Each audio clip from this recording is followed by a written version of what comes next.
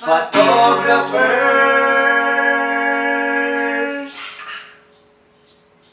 Hey, off na ba talaga yan? Hindi ko alam. May film ba yun? So, anong background na ginagamit mostly sa headshot, Kuya Mon? Mostly for headshots. Well, pwede mong background yung mga dahon, pwede mong background yung sun, pwede mong background kahit ano naman. Wala namang requirement ang headshot. Pero ako, I want it white. Bakit white po, Kuya Mon? Kasi white is white. It's clean. So clean, so good. Uy, parang alam ko yun. Kenta! Party! So, ito ang gagawin kong backdrop. Illustration board. Paano, Kuya Mon? Okay. Ito na siya. Igataka kayo. Kuya Mon, ba't may dala kang mic stand? Mic stand ba yan? Ba't kami dalang mic stand sa shoot mo?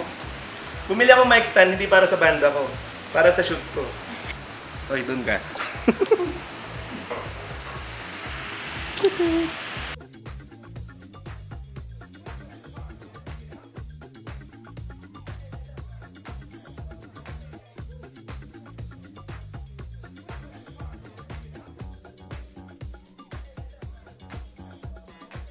Yan. Perfect! Yay! Thank you, then. Proper. Gary Fong. Pwede mo suksok sa lens. So, para sa yung Gary Fong ko? It's a nice light diffuser. Mas gusto ko siya kaysa yung karton, box. Ano yan? Yung ganon na nilalagay dito. Naiinis ako dun. Wala rin eh. Hindi ko rin feel yung pagka-diffuser nun. Hindi ko ito i-advise pang shoot ng portraits, direct light. Lalagay mo siya dito. It's not big enough. It's not big enough of a light source para mag-produce ng soft light. Nag-work lang to pag may mga walls kang babouncean ng ilaw mo. Or for photojournalism lang. You just need a light. Minsan ganun eh. Hindi mo kailangan ng sobrang arte. Kunyari, may nangyayari dyan. Kailangan mo lang kunan. Wala kang time mag-set up ng mga shit na to. So, kailangan mo lang ng light. So, ito yung ma-advise ko na light source para sa inyo guys. So, para dito sa shoot na to, gagawin kong light through yung payong ko. Kung bibili nga pala kayong payong, 2-in-1 bilhin nyo. Pwedeng reflective, pwedeng shoot through. Kuya Mon, bakit shoot through? Kasi may mga instances, mas gusto ko yung catch light na napoproduce ng shoot through. Kasi bilog na bilog siya na white. See? Wala na ang kanyang reflective items. Ingat kayo sa mga payong nyo ha. Kasi nakatusok na ako ng model ko nito. Nice. Pag natin tutusok ng video. So, easy lang. Yan. I'm overexposed. But I like the color of the background.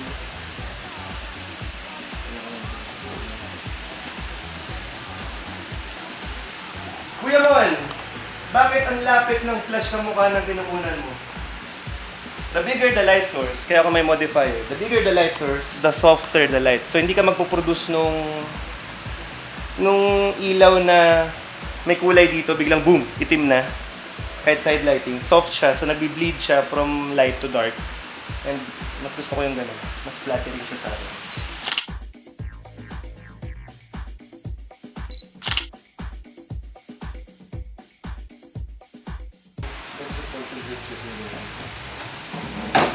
Nice one. Okay na? Nag-video ka na? Video! Okay. So, hindi tayo makafocus sa current ambient light natin, sa natural lights natin. Medyo nahihirapan siya to focus up close. Kasi unang-una, well, using a crop sensor camera. Matandaan nyo, crop is not crap. Wow. Gagawin natin yung slow motion, tapos may mga stars and everything. So, kung hindi ka makafocus, ano ang iyong alternative na paraan? Kasi tandaan nyo, pag ang focus point nyo, hindi nyo sinet sa gitna, hindi on ang illuminator light. If you put it other than sa gitna, walang illuminator light, see? So, gagawa ka ng sarili mong illuminator light. At ang kasagutan mo ay ang CDRQ. Yun So, ang- naman yan. Nag-lean kang forward. Tapos, Tingin ka sa akin. Yan.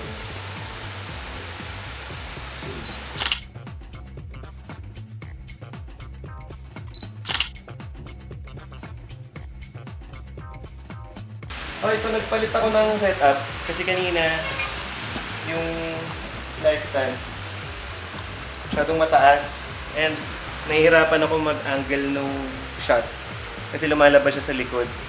So ayan, ilagay ko siya sa anumang patungan, amplifier ng gitara. So tip number 5, lagi ka may dalang amplifier ng gitara. So this Dayan version 2.0. anong yan to? May lipstick. And habertine. Zoom in, zoom out. Zoom in, zoom out. So, guys, yung flashlight natin, it's just to help me focus sa eyes ng subject. Wala siyang kinalaman sa shot ko. Hindi ko siya nagagamit dito sa shot ko kasi I'm using my sa pinakamataas na, I'm shooting at 100 ISO, 250 of a second. Shutter speed 250 of a second kasi hindi ko kailangan yung ambient light. So, if I would shoot, kung mag-shoot ako na wala itong mga ilaw ko, ang lalabas, ayan, completely dark. So, kung nagtataka kayo kung saan ako kumukuha ng focus point, dito sa, nakita niyo yung puting dot sa mata niya na nagagawa ng flashlight, doon ako kumukuha ng focus point. Ayan. Very interesting. Pero wala rin yun, yung puting dot sa mata niya, wala rin ako nakukuha. Yung catch light ko, guys, info, catch light, yun yung ilaw na nag-shine sa mata ng subject mo. Ang catch light ko galing dito. Kaya, ayan. Ang catch light ko, bilog. It's round, and it's white, and it's very umbrella-y and soft. So guys, minsan kailangan natin mag-adjust. Kagaya ngayon, I want the light na nasa side niya, since may sofa dun. So, you can always ask your subject to move forward, or magkalambitay dun, or umatras. Okay lang yun. Pero ito, maglalaki, magbabae, bakla, tumboy ang subject mo, Buti ibaboy. wag na wag mong hahawakan. Rule number 1, I never touch my subject para ayusin kung ano. Pag napansin ako sa kanila, I would stay, I would tell them na, oy, pakaya, gano'n naman yung buhok mo or what. Pero never, it's a big no-no. Para sa akin, ewan ko lang sa mga manyakis na photographer dyan.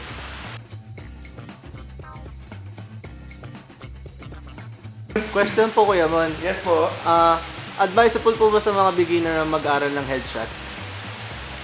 Well, yeah. Pero ang pinakauna kong advice sa mga beginners nga is use a kit lens. Kit lens. A nice kit lens. Kasi it comes with your camera body pag bili mo. And lately, yung mga kit lens meron ng 18 to 105. Hindi ko siya dala. So, matetesting mo yung zoom, matetesting mo yung wide, yung difference na ng compression and everything. Yun ang una mo. You need to find your style muna din.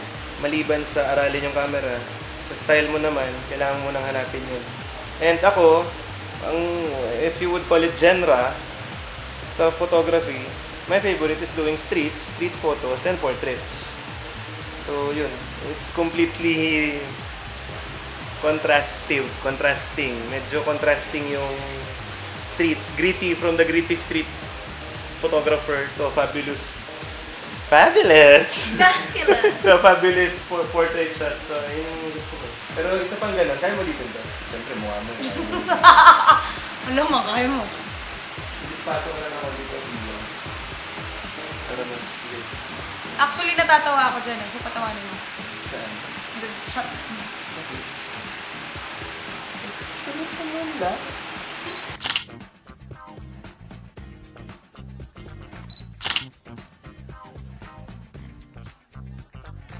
Alright! Nandito tayo sa kwarto ni Dayan. So, ito ang kanyang favorite place. Sa favorite space sa bahay nila. So, ayan. Dayan, bakit ito favorite mong area ng bahay? Sino bang hindi may gusto sa room nila?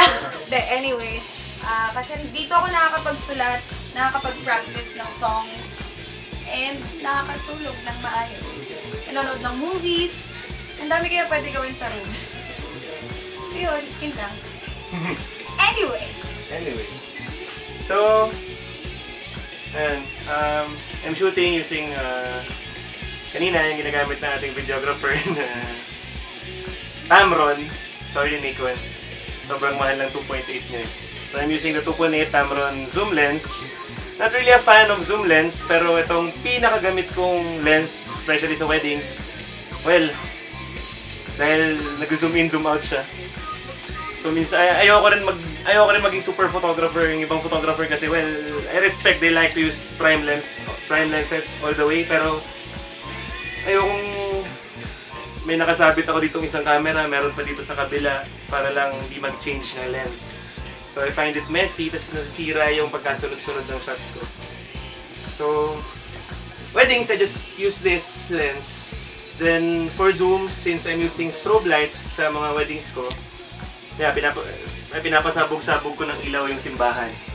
Since I'm using strobe lights sa weddings, so ang pinaka-zoom ko, 200mm. Nikon siya. It's a cheap kit lens, yung 70-300, sorry. 70-300. With my strobe lights, okay naman siya. Meron tayong blue doon na ilaw, kung nakikita sa flash, ayan, blue yan. Kung nakikita ng camera. Then sa kabila, orange. Ayan. So I'm using color gels. Pero iniingatan ko, guys, remember, when using color gels, lalo na sa for portraits and pag may subject ka, lalo na kung tao, unless, pwede naman, pero ako ayoko, I don't like na yung tao ko color orange or color blue. Gusto ko normal na, ayoko magmukhang Smurfs yung tao ko. Or magmukhang Majin Buu na pink. Hanggang ganun. So ako, pwede akong magbubad, tapos picturean mo ako pink. Para Majin Buu ako. Eto, setup natin. So ang main light ko, na kumukuha kay Dayan, itong, ayan, mukha na siyang weird, no? Nilagyan ko siya ng coupon band para wala kasi akong grid spot. So that's my grid spot solution. It's a paper na nakabalot. Madali lang siya kasi kahit saan ka naman pumunta, may mayroon kang dyaryo, cardboard, whatever. Basta makagawa ka lang ng tube. Pero dati gamit ko Pringles. Yung gano'n ng Pringles. Kaya lang nawala ako eh. Natulog ko yata. Ito yung grid spot solution ko. Tapos nilagyan ko siya since coupon band siya. I don't want na magkaroon ako ng light spills kasi yung coupon band, it lights up, then it becomes messy. So ayan, nilagay ko yung takip ng payong ko na reflective. Ayan, so let's try it out kung okay siya. So I'm shooting wide at 17. So hopefully it works out. 3, 2, 1.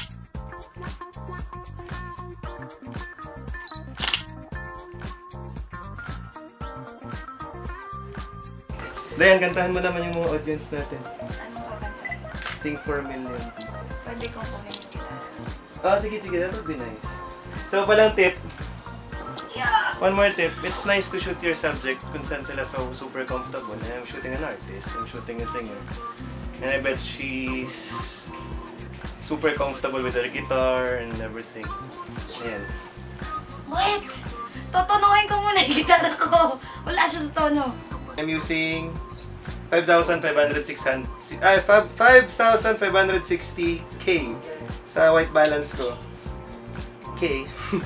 Kasi, well, mas gusto ko yung warm ng konti, but not too warm sa skin tone ng kinukunan ko.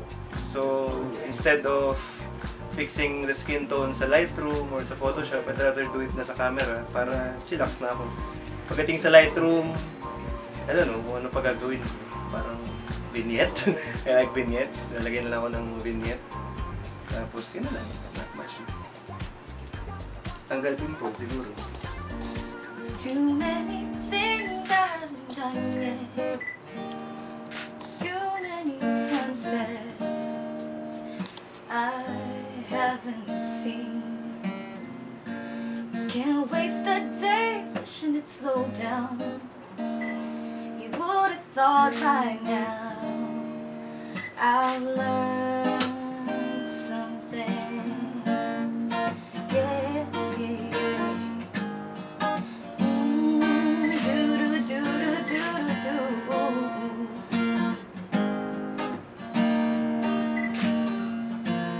Made up my mind when I was a young girl. I've been given this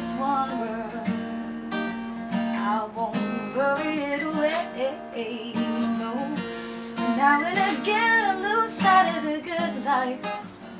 I get stuck in a low light, but then love comes in. How far do I have to go to get to you? Many the miles, oh, how far do I have to go to get to you? Many the miles, ooh, send me the miles, and I'll be happy too. I'll follow you anywhere, love, anywhere, love, anywhere, love. Do what I can whenever I end up to keep giving my good love and spreading it around. 'Cause I've had my fair share of take care and goodbyes. I've learned how to cry, and I'm better for that. How far do I have to go to get to you? Many the miles, So, how far breaks. do I have to Breaks sa go pagiging to photographer, get to you get to meet Many the artists miles, such as, yeah. send me the Wala na, miles. nahimik na lang ako. Happy Just to- listen to her shoot and then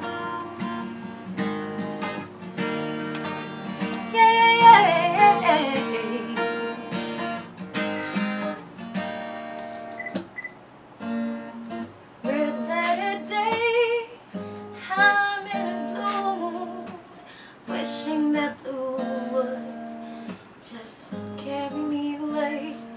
I've been talking to God, don't know if it's helping or not, but surely something has got to give.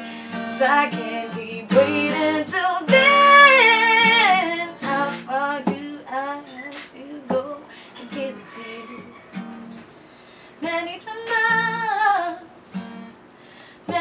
miles, oh, how far do I have to go to get to you? Many the miles, ooh, but send me the miles and I'll be happy to. kita nyo? Liit, no? Pag ginanon ko, wala na. Nahulog kaya nawala. And tapos halfway ng time-lapse, magkasalita na naman ako. Tapos biglang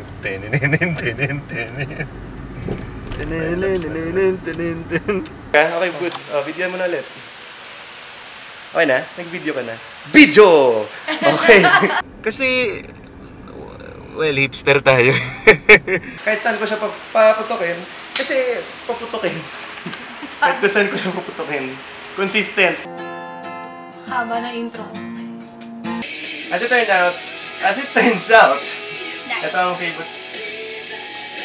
Okay lang yan! Hindi natatawa na. Baka ano yung X ang pinag-uusapan? Baka exposure. Hindi. Tanga, ano yun? Yung Fuji. X100. Hindi tol, baka XT2. Yung bagong labas. X1? Setting! Aperture! Pangit! Hindi ko na matik ginagawa ko.